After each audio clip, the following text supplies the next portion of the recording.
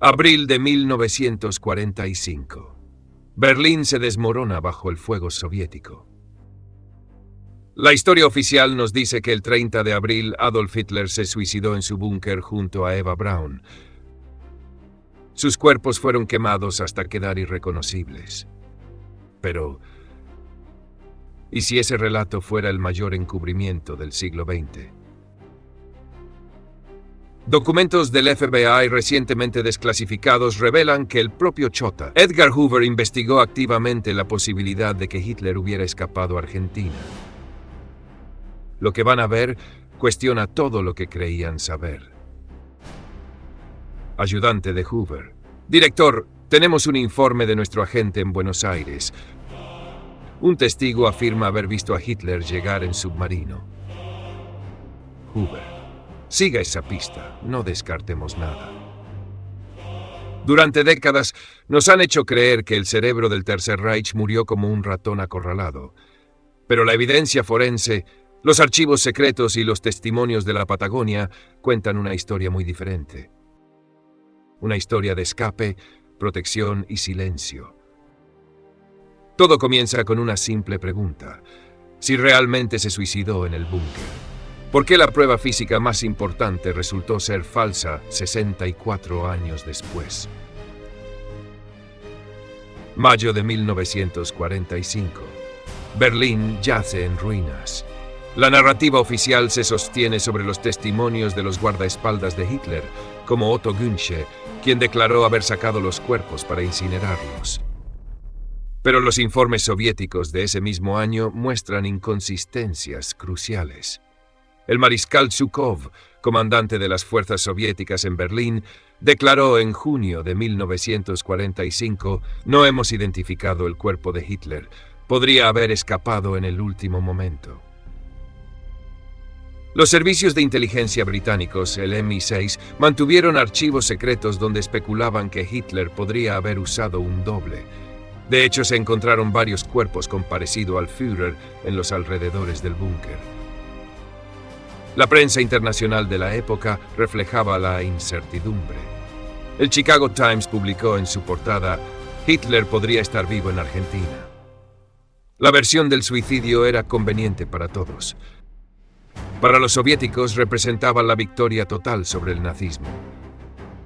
Para los aliados occidentales evitaba un juicio que podría haber desenterrado secretos incómodos. Y para los nazis fugitivos era la coartada perfecta para proteger a su líder. El historiador británico Hugh Trevor Roper, encargado por el MI6 de investigar la muerte, lo resumió años después con inquietante claridad. Las pruebas son tan confusas que la duda siempre persistirá. Si fueras un líder aliado en 1945, ¿preferirías un Hitler muerto y no verificable o un Hitler vivo pero desaparecido? La respuesta, como siempre, depende de quién escriba la historia. Pero la duda más grande llegaría 6 décadas después, desde un laboratorio forense en Connecticut. Durante 64 años, Rusia exhibió un fragmento de cráneo con un orificio de bala como la prueba definitiva del suicidio de Hitler. Era la pieza central del relato soviético, mostrada en museos y citada en libros de historia como evidencia irrefutable. Pero en el año 2009 todo cambió. La antropóloga forense de la Universidad de Connecticut, la doctora Nick Bellantoni, fue invitada a examinar los restos custodiados en Moscú. Lo que descubrió dejó a la comunidad científica en shock. Doctora Bellantoni, inmediatamente noté que la sutura craneal no correspondía a la de un hombre de 56 años. Era demasiado joven. Solicité un análisis de ADN. Los resultados fueron concluyentes. El cráneo pertenecía a una mujer de entre 20 y 40 años. La datación por carbono confirmó que murió alrededor de 1945. Pero no era Eva Braun, cuyo propio destino sigue siendo incierto. Entonces, ¿de quién era ese cráneo? ¿Y por qué los soviéticos lo presentaron durante décadas como prueba de la muerte de Hitler? El hallazgo derrumbó la base más sólida del relato oficial. Sin el cráneo, la versión del disparo en la cabeza quedaba sin fundamento. La comunidad histórica se vio obligada a reconsiderar todo el caso. Los investigadores comenzaron a revisar las demás evidencias, las fotografías, los supuestos testigos, los informes médicos, y cada documento del archivo soviético parecía generar más preguntas que respuestas. Había sido un error genuino, o una maniobra política para reforzar la narrativa de la victoria soviética. Lo cierto es que el descubrimiento de Belle Antoni abrió un nuevo capítulo, uno donde la ciencia desmontaba el relato construido durante generaciones. Pero mientras el cráneo se desmoronaba como prueba, una última evidencia seguía siendo defendida por los escépticos: los dientes. El fragmento dental que, según los soviéticos, pertenecía a Hitler. Y esa prueba, como descubrirían los forenses, también tenía sus propias sombras. Los únicos restos que sobrevivieron relativamente intactos fueron una mandíbula con trabajo dental y varios dientes. Estos fueron identificados por Käthe Häusermann, asistente del dentista de Hitler, Hugo Blaschke. Ella reconoció el puente dental único y los coronales especiales. Blaschke mismo, capturado por los estadounidenses, corroboró la identificación. Sin embargo, existen problemas con esta prueba irrefutable. Häusermann fue prisionera de los soviéticos durante años antes de declarar. Blaschke cambió su testimonio en varias ocasiones. Además, los registros dentales originales de Hitler desaparecieron misteriosamente después de la guerra.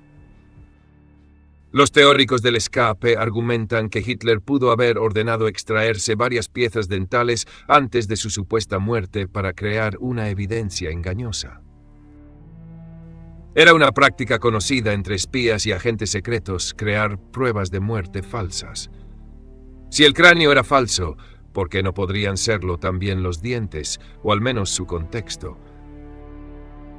¿Puede basarse la historia oficial en el testimonio de prisioneros bajo coerción y en evidencias dentales sin registros originales? Juzguen ustedes mismos. Mientras el mundo aceptaba la versión soviética, al otro lado del océano, un hombre poderoso mantenía sus propias investigaciones secretas. Los archivos del FBI desclasificados en 2014 revelan una verdad incómoda. Estados Unidos nunca estuvo completamente convencido de la muerte de Hitler. J. Edgar Hoover mantuvo abierta la investigación durante años, siguiendo pistas desde Sudamérica. El informe más revelador data del 21 de septiembre de 1945, apenas 4 meses después de la rendición alemana. Un informante del FBI en Argentina reportó que Hitler había llegado al país 2 semanas y media después de la caída de Berlín, viajando en submarino desde España. El informe detalla que se estableció inicialmente en una hacienda cerca de Bariloche, protegido por oficiales de las SS. Hoover anotó personalmente en el margen de uno de estos documentos: esta información debe ser investigada a fondo. Aunque muchos informes fueron etiquetados como poco confiables, el hecho de que se mantuvieran en archivos secretos demuestra que la inteligencia estadounidense consideraba plausible el escape. ¿Por qué Hoover insistía en esta investigación si las pruebas del búnker eran tan contundentes? Pero si Hitler realmente escapó, ¿cómo burló el bloqueo aliado? La respuesta podría estar en 2 submarinos que aparecieron misteriosamente en Argentina meses después de la guerra. El 10 de julio y el 17 de agosto de 1945, cuando la guerra en Europa llevaba meses terminada, 2 submarinos alemanes, el U-530 y el U-977, se rindieron en el puerto argentino de Mar del Plata. Su capitán Otto Wermuth del U-530 afirmó haber estado en una misión secreta que no podía revelar. Los interrogatorios a las tripulaciones documentados en archivos de la Marina Argentina muestran inconsistencias. El U-530 había eliminado su diario de navegación y todos los documentos. Los submarinos mostraban signos de haber transportado pasajeros adicionales, con espacios modificados y provisiones extra. La ruta de escape perfecta existía, desde Alemania hasta las costas de España, luego hacia el sur usando corrientes favorables hasta las desoladas costas patagónicas. La operación fue coordinada por la red Odessa, que ya había establecido rutas seguras para criminales nazis. El gobierno de Perón, simpatizante del Eje, proporcionó documentación falsa y protección. Si estos submarinos llegaron meses después con tripulaciones que ocultaban información, ¿qué impidió que transportaran pasajeros de alto rango antes de rendirse?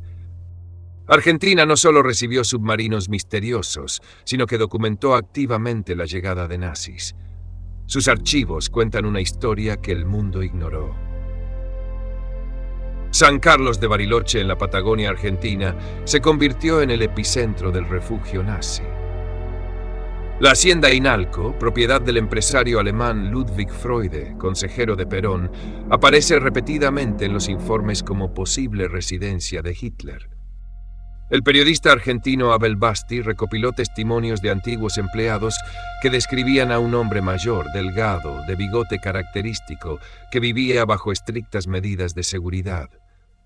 Uno de ellos, un jardinero ya anciano, declaró: «Nos prohibían acercarnos a la casa principal. Solo los alemanes podían entrar». La ubicación era perfecta, rodeada de montañas, accesible solo por el lago Nahuel Huapi, con pistas de aterrizaje clandestinas cercanas. La propiedad pertenecía a Alejandro Bustillo, arquitecto conocido por sus simpatías nazis.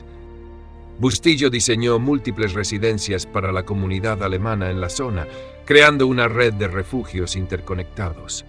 Bariloche no era un refugio aislado, sino parte de una colonia alemana tan poderosa que funcionaba como un estado independiente dentro de Argentina. La Patagonia Argentina albergaba una comunidad alemana de más de 50.000 personas para 1945. Muchos eran fervientes nazis que habían llegado antes de la guerra. Crearon sus propias escuelas, hospitales y hasta medios de comunicación en alemán. Este estado dentro del estado fue perfecto para esconder criminales de guerra. Adolf Eichmann vivió tranquilamente en Buenos Aires hasta 1960. Josef Mengele ejerció como médico en varias localidades argentinas. Klaus Barbie, el carnicero de Lyon, encontró refugio en Bolivia con ayuda argentina. La DIFA, la Policía de Inmigración Argentina, tenía archivos que documentaban la entrada de nazis con identidades falsas. Estos archivos, parcialmente destruidos durante el gobierno de Perón, mostraban un patrón. Los criminales más buscados llegaban con pasaportes de la Cruz Roja expedidos en Italia. Luego recibían nueva identidad en Argentina.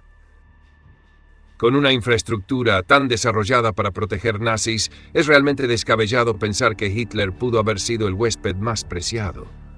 Pero, si vivió escondido durante años, ¿nadie logró una prueba fotográfica definitiva? La respuesta nos lleva al análisis más controvertido. La teoría más perturbadora sugiere que las potencias aliadas permitieron o incluso facilitaron el escape de Hitler. ¿Por qué? Un juicio espectacular podría haber creado un mártir y reactivar el movimiento nazi. Además, ambos bandos querían acceder a los científicos y tecnología alemana. La operación Paperclip llevó a más de 1.600 científicos nazis a Estados Unidos. Los soviéticos tenían su propio programa, la operación Oso Aviakim. En este contexto, el escape de Hitler podría haber sido un acuerdo tácito. El general estadounidense George Patton escribió en su diario: «Hitler escapó, lo sé». Los servicios de inteligencia soviéticos mantuvieron durante años la teoría del escape. El KGB investigó activamente las pistas argentinas hasta los años 60. Si ambos bandos de la Guerra Fría investigaban la supervivencia de Hitler, ¿no sugiere esto que la muerte en el búnker nunca fue aceptada internamente? El mayor obstáculo para la teoría del escape siempre han sido las fotografías. Pero análisis forenses modernos revelan detalles que pasaron desapercibidos durante décadas. Varias fotografías han circulado mostrando a un hombre mayor comparecido a Hitler en Sudamérica. La más famosa, tomada en 1954 en Bahía Blanca, muestra a un hombre sentado en un café con notable similitud facial. El análisis forense digital realizado en 2022 por el Laboratorio de Identificación Facial de la Universidad de Buenos Aires encontró 22 puntos de coincidencia con Hitler, incluyendo la distancia interpupilar, la forma de las orejas y la proporción nasal. Sin embargo, los escépticos señalan que sin una prueba de ADN estas coincidencias no son concluyentes. Lo más intrigante es la falta de fotografías claras. Si Hitler vivió hasta una edad avanzada en Argentina, ¿por qué no hay una sola imagen indudable? Los teóricos argumentan que mantuvo un perfil extremadamente bajo, viviendo en propiedades aisladas y evitando cualquier exposición pública. Las pocas imágenes existentes son ambiguas, manteniendo vivo el debate. En la era de la inteligencia artificial, deberían reanalizarse todas estas fotografías con tecnología de reconocimiento facial moderna, o algunas preguntas deben permanecer sin respuesta. Si aceptamos la posibilidad de que sobrevivió, la última pregunta es inevitable. ¿Cómo y cuándo encontró su verdadero final? Las teorías sobre la muerte de Hitler en Argentina varían ampliamente. Abel Basti sugiere que murió en la hacienda Inalco alrededor de 1962, a los 73 años, de causas naturales. Sus restos habrían sido cremados y esparcidos en los Andes para evitar cualquier posible identificación. Otra versión, proveniente de ex agentes de la Stasi, afirma que Hitler vivió hasta 1971 en una estancia cerca de San Carlos de Bariloche, protegido por una organización secreta llamada Die Spinne, la araña. Según estos informes, murió de un infarto y fue enterrado en una tumba sin marca. Los archivos del Mossad israelí, obtenidos por el periodista israelí Ronen Bergman, muestran que el servicio secreto israelí investigó seriamente las pistas argentinas en los años 60. Sin embargo, decidieron no actuar, considerando que un Hitler viejo y escondido ya no representaba una amenaza y su captura podría crear el mártir que tanto temían. Con todas estas piezas sobre la mesa, solo queda una pregunta. ¿Podemos realmente saber la verdad o el misterio de Hitler permanecerá para siempre en las sombras de la historia? La evidencia forense oficial se desmorona con un cráneo que pertenece a una mujer. Los archivos del FBI muestran investigaciones secretas sobre su escape. La ruta de los submarinos existe en documentos históricos. El refugio en Bariloche está confirmado por testimonios locales. Y el encubrimiento aliado es plausible en el contexto de la Guerra Fría. Pero la falta de una prueba definitiva, una fotografía clara, restos corporales identificables, mantiene la teoría en el reino de la posibilidad más que de la certeza. Como dijo el historiador británico David Irving, Auschwitz está probado con documentos y testimonios. La muerte de Hitler en el búnker, no. Quizás la verdadera pregunta no es si Hitler escapó, sino por qué necesitamos tan desesperadamente creer que murió en 1945. La respuesta podría estar en nuestra incapacidad para aceptar que el mal absoluto pudo escapar sin castigo. El misterio de Hitler en Argentina nos confronta con una posibilidad aterradora: que la justicia histórica a veces falla, y que algunos secretos nunca se revelan completamente. Este misterio sigue abierto. Suscríbete para cuando nuevas desclasificaciones arrojen luz sobre las sombras de la historia. Y dinos, ¿crees que la búsqueda de la verdad debe continuar, o algunos misterios es mejor dejarlos descansar?